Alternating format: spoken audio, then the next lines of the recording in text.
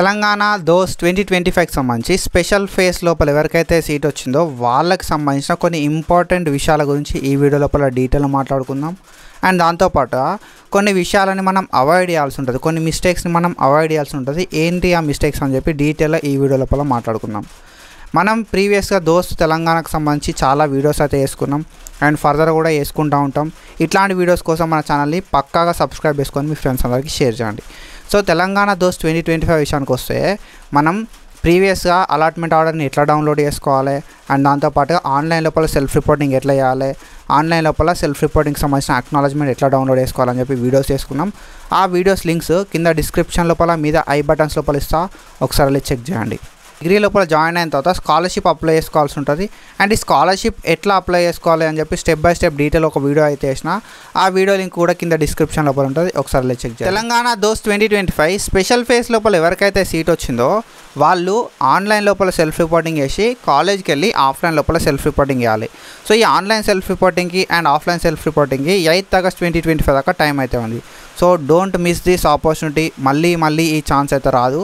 ఒకవేళ నువ్వు ఈ సీట్ని కన్ఫర్మ్ చేసుకోకపోయినా, ఆన్లైన్ సెల్ఫ్ రిపోర్టింగ్ చేసుకోకపోయినా, ఆఫ్లైన్ లోపల కాలేజ్కి వెళ్ళి సర్టిఫికేట్స్ ఇచ్చి జాయిన్ కాకపోయినా సీట్ అనేది క్యాన్సిల్ అయిపోతుంది. మళ్ళీ నువ్వు అదే కాలేజ్ లోపల జాయిన్ కావాలంటే 8 ఆగస్ట్ 2025 తర్వాత మనం జాయిన్ కావడానికి ఛాన్స్ అయితే ఉండదు. కాబట్టి online self reporting and offline self reporting అయితే చేయండి. మీరు ఈ online self reporting or offline self reporting చేసే ముందు మీ ఇన్కమ్ డీటెయిల్స్ అనేది అప్డేట్ చేసిరా లేదా చూసుకోరు. మీరు ఆన్లైన్ అప్లికేషన్ టైం లోపల ఇన్కమ్ డీటెయిల్స్ అప్డేట్ చేయకపోతే మాత్రం ఇప్పుడు ఆన్లైన్ లోపల అప్డేట్ అయితే చేసి దాని తర్వాత సెల్ఫ్ రిపోర్టింగ్ అయితే చేయండి. మీరు మీ సీట్ని కన్ఫర్మ్ చేసుకోకపోతే మీ సీట్ అయితే క్యాన్సిల్ అయిపోతుంది. కాబట్టి మీరు మీ సీట్ని కన్ఫర్మ్ చేసుకోండి. అండ్ నెక్స్ట్ ఫేసెస్ ఉంటాయా అనేది తెలియదు. మ్యాక్సిమం నెక్స్ట్ ఫేస్ అయితే ఏది ఉండదు. అండ్ డేట్ ఎక్స్టెండ్ అవుతుందా కాదా కూడా తెలియదు. 8 ఆగస్ట్ 2025 తర్వాత నువ్వు ఆ కాలేజ్ లోపల మళ్ళీ సీట్ కావాలంటే నీకు ఎట్లాంటి ఛాన్స్ అయితే ఉండదు. ఒకవేళ ఎక్స్టెన్షన్ ఏమన్నా అయితే నేను నెక్స్ట్ వీడియోస్ చేస్తా. So do follow us.